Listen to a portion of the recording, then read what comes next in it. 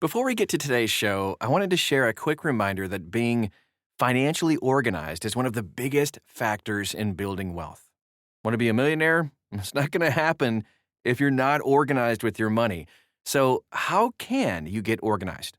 Well, our favorite app is Empower. It's free, allows you to connect your banks and brokers, and it gives you daily income and expense updates. Ready to try it out? You can sign up at thecollegeinvestor.com/empowermoney. This is the College Investor Audio Show. Thank you so much for being here today. And this is the article we're discussing. Senate committee advances a bill to block education department transfers. Yep, that's right. The education department is back in the news. We're going to talk about it in just a minute.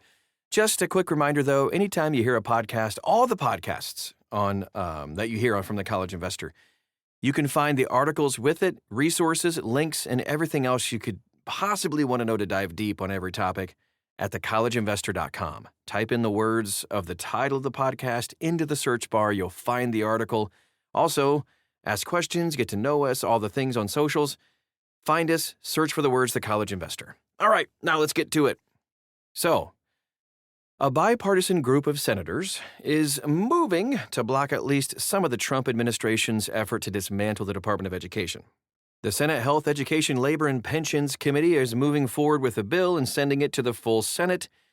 The bill was introduced July 21st, by Senator Tim Kaine, Senators Susan Collins and Lisa Murkowski, both Republicans and one Democrat. It's bipartisan, which would bar the education secretary from offloading 4 of the department's offices onto other agencies.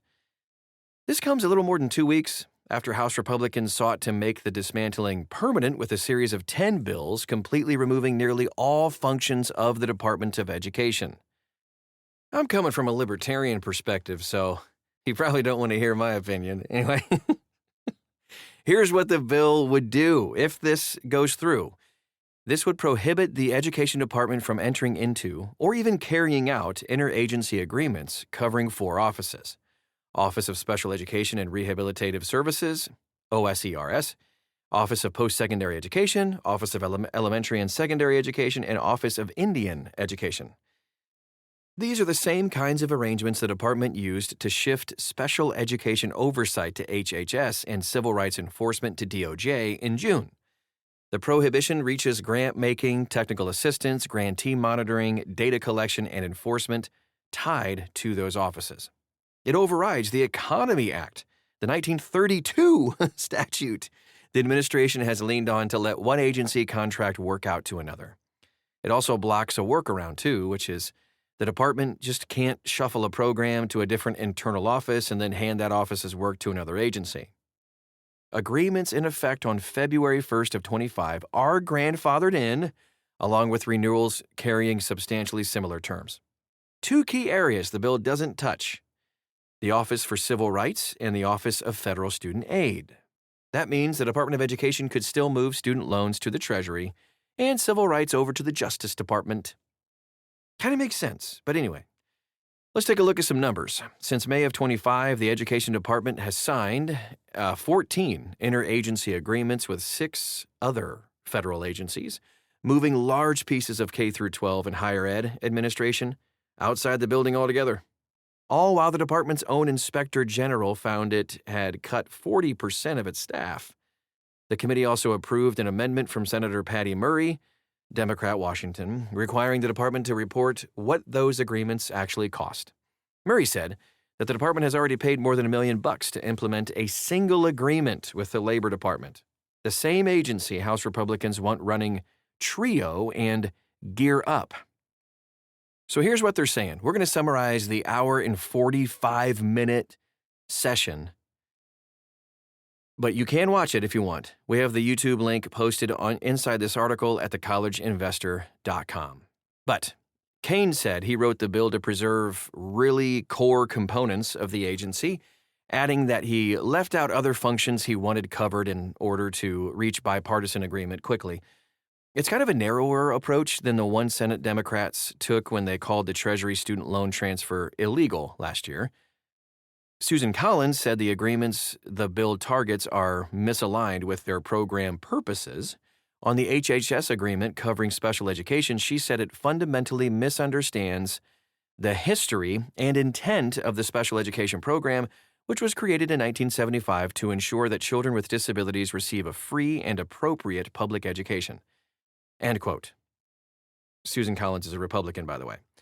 HELP Chairman Bill Cassidy, a Republican out of Louisiana, said that he won't support the bill because he doesn't object to every agreement it would unwind.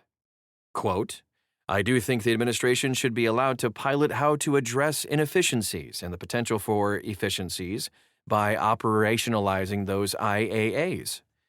End quote. Cassidy said, an efficiency argument that runs into the practical costs of moving programs around Washington.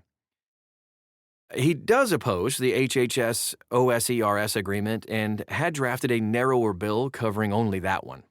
He pulled it after this other bill covered the same ground.